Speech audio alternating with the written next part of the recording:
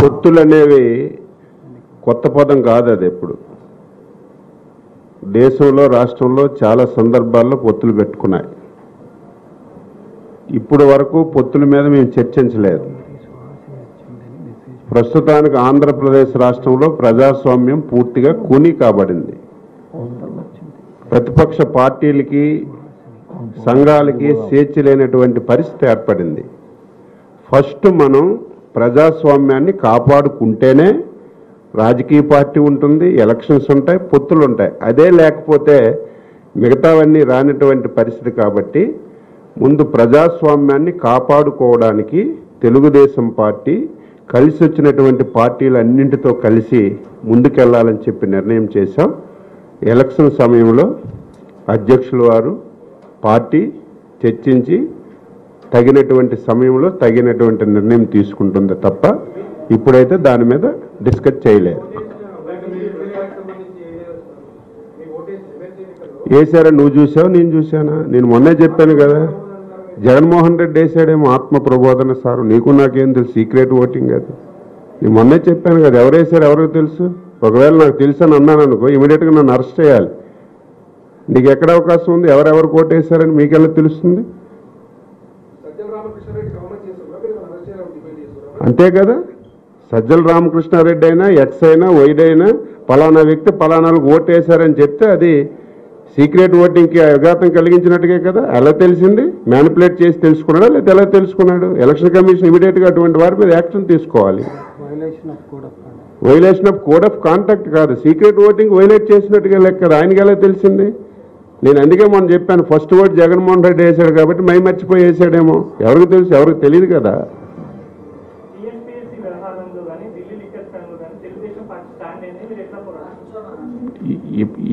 ఏది ఇక్కడ పార్టీ ఇక్కడ ఇక్కడ ఇక్కడ ఇక్కడ ఇక్కడ ఇక్కడ ఇక్కడ ఇక్కడ ఇక్కడ మాట్లాడతారు. మన వాళ్ళు మాట్లాడతారు సంబంధం. ఈ టీఎస్పీఎస్సీ దాంట్లో మేము మొదటి రోజే డిమాండ్ చేసినాం, ఆ పరీక్షలు రాసిన వారికి ఎవరికి అన్యాయం జరగకుండా తప్పు చేసిన వాళ్ళను శిక్షించాలని చెప్పి ఇది మరింత పకడ్బందీగా నిర్వహించాల్సిన అవసరం ఉంది. విద్యార్థుల జీవితాలు అనేక పెద్ద ఎత్తున డబ్బులు ఖర్చు పెట్టి వాళ్ళు శిక్షణ పొంది ఆ పరీక్షలు రాసి ఇవాళంతా ఒక డోలాయమాన స్థితిలో అనిశ్చిత పరిస్థితి నెలకొంది. దాని మీద తప్పనిసరిగా ప్రభుత్వం తగు చర్య తీసుకోవాల్సిందే. దాన్ని మేము మొదటి రోజే డిమాండ్ చేసినాం. లిక్కర్ స్కామ్కి సంబంధించి సుప్రీంకోర్టులో మళ్ళీ 3 వారాలకు పడింది. దాంట్లో కూడా ఎవరు దోషులు ఉండని దాని మీద 2 సార్లు ప్రెస్ కాన్ఫరెన్స్ కూడా ఇక్కడ మా లైన్ మేము చెప్పినాం. సో చట్టం తన పని తను చేసుకుపోయే క్రమంలోనే కాన్ఫిడెన్స్ కూడా జనంలో క్రియేట్ చేయాలని చెప్పి మేము కోరినాం. ఇది ఇంతకుముందు ఈ 2 అంశాలు అంటే ఇవాళ బేసిక్గా పాలిట్ బ్యూరోలో చర్చకు వచ్చిన అంశాల మీదనే పెట్టుకున్నాం కనుక మరింత ఎలాబొరేట్గా నేను చెప్పలేకపోతున్నాను. కానీ ఈ 2 అంశాలు కాకుండా మేము ఇంతకుముందు ఇచ్చిన ఎజెండా ప్రకారం వెళ్ళాం. రేపు ఎల్లుండి మరోసారి మన రాష్ట్రానికి సంబంధించిన అంశాల మీద మళ్ళీ మాట్లాడతాం. Thank you. చెప్పిండు తను, ఇంటింటికి తెలుగుదేశం అనే కార్యక్రమం చెప్పిండు తను. కంటిన్యూ ఇంటింటి తెలుగుదేశం కార్యక్రమం జరుగుతుంది. ఇక్కడ వరకు గ్రామ పంచాయతీ వార్డుల వల్ల పోతుంది. ప్రతి ఇంటికి తెలుగుదేశం చేసినటువంటి పనులను వివరిస్తూ ఆ బ్రోచర్ వరుస్తూ కార్యక్రమాలు పోతున్నాయి.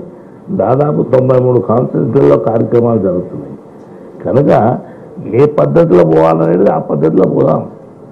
ఎందుకంటే ఫస్ట్ ప్రజల దగ్గరికి పోయి ప్రజల నుంచి వచ్చినటువంటి స్పందనను బట్టి కార్యాచరణ ఉంటుంది. కనుక ఆ కార్యక్రమం చేస్తుంది.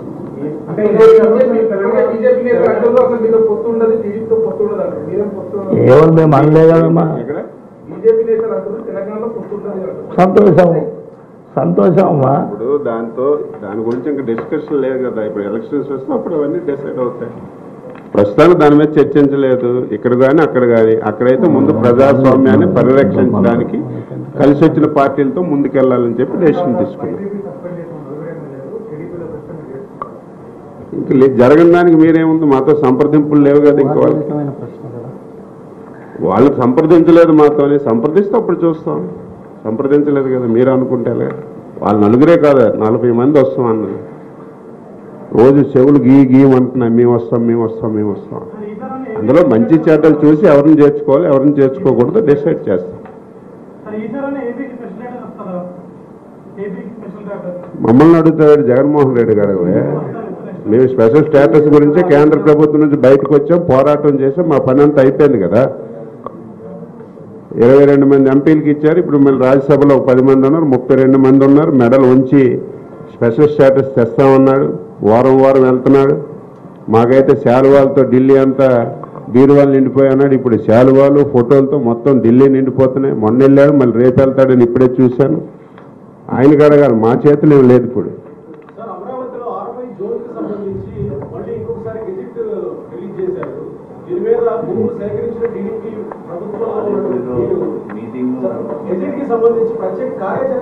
కోర్టులో ఉందాం, ఇష్యూ కోర్టులో ఉంది, దాన్ని మాట్లాడకూడదు. వాళ్ళు ఇచ్చారు పిచ్చోడి చేతిలో రాయిలాగా, ఏది ఇవ్వాలో ఏది ఇవ్వకూడదు వారికి తెలియటం లేదు. మైండ్ పనిచేయక రోజుకు ఒక నిర్ణయం తీసుకుంటున్నాడు. టోటల్ ఇష్యూ కోర్టులో ఉన్నప్పుడు నిర్ణయం తీసుకోకూడదు. కానీ నిన్న మళ్ళీ జూన్ 5 ఒకటి తీసుకుంటే ఇమీడియట్గా ప్రాంత రైతాంగం హైకోర్టులో వేశారు. అది మళ్ళీ వాయిదా పడింది. కోర్టులో ఉన్న ఇష్యూని మనం మాట్లాడకూడదు.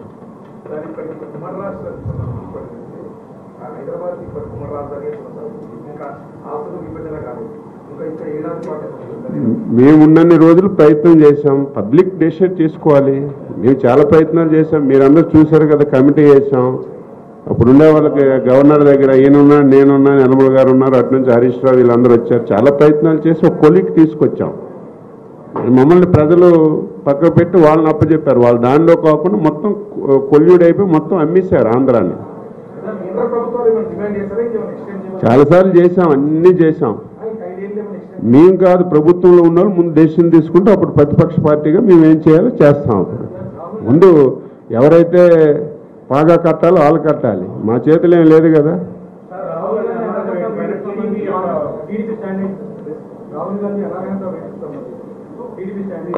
దాని మీద ఇంక మీరు స్టడీ చేయలేదమ్మా. నేనైతే అంటే పార్టీలో డెసిషన్ తీసుకోలేదు. అయితే ఏంటంటే తప్పది. అంటే ఒక కోర్టులో ఇచ్చిన తర్వాత రెండో కోర్టుకు వచ్చినంత వరకు వెయిట్ చేయాలి. గాబరబడి చేశారని చెప్పి భావిస్తున్నాం. అంతే భావిస్తున్నామంటే ఖండించినట్టుగా తప్పు అనే పదం వాడాడు. ఇంకేమి వాట్ ఎక్స్ట్రా. రేపు అందరూ వస్తారు కదా. ఓకే, రేపు అందరికీ ఇదే మరోసారి సోదరపూర్వక ఆహ్వానం.